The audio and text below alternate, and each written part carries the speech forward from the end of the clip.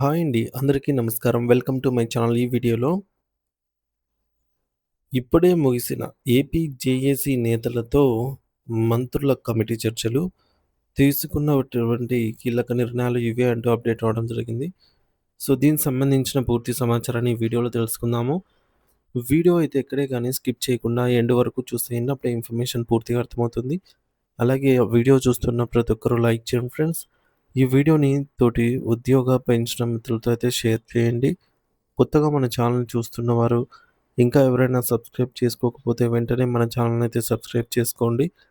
Subscribe చేసుకోవడం వల్ల నేను చేసే ప్రతి ఒక్క వీడియో మీ వరకు రీచ్ అవుతుంది. ఇక ఆలస్యం చేయకుండా వివరాల్లోకైతే వెళ్ళిపోదాము. ఫ్రెండ్స్, ఇక విషయానికొచ్చినట్లయితే ఉద్యోగ సంఘాలతో ముగిసిన మంత్రుల భేటీ అండి. సో, ఉద్యోగ సంఘాలతో మంత్రుల భేటీ అయితే ముగిసిందనమాట.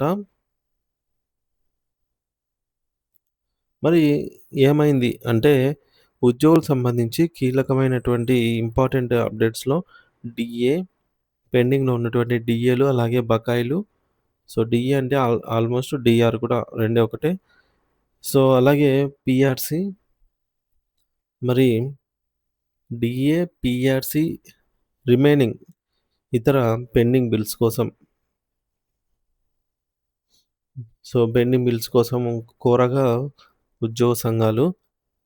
సో, మంత్రుల భేటీ ఏమని చెప్పిందంటే దీనికి సంబంధించి మరోసారి భేటీ అవుతాను అని అనగాని పార్థసారథి గారైతే సెలవిచ్చారనమాట.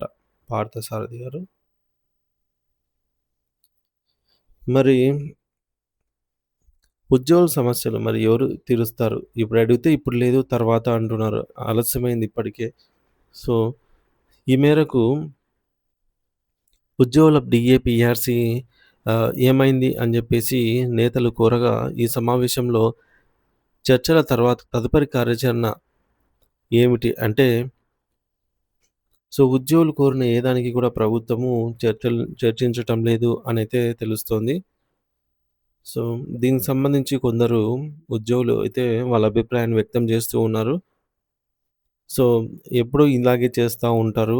అంటే దశాబ్దాలుగా సమస్యలను ఇట్లా పెండింగ్‌లోనే పెట్టేస్తూ ఉన్నారు అని జెప్పేసి కొందరు అంటూ ఉండగా, మరికొందరు స్థానిక ఎన్నికల సమయంలో ఏమైనా ఇవ్వచ్చు అంటున్నారు.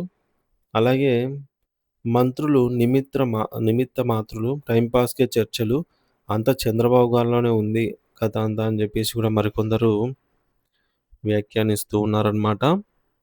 సో, ఈ విధంగా వారు ఎట్టయితేనేమి వాళ్ళ బిర్లయితే జమ కావటం లేదు. పెండింగ్ సమస్యలవి గూడా అంత ఈజీగా ఏమీ తీరటం లేదనమాట. మరి ఈ సమస్యలపై పరిష్కారం చూపిస్తాను అన్నటువంటి చంద్రబాబు గారు, సో, ఎన్నికలకు ముందు హామీ ఇచ్చినటువంటి చంద్రబాబు గారు ఉద్యోగులపైన ఇంకా అంతగా ఫోకస్ అయితే పెట్టడం లేదనైతే తెలుస్తుంది.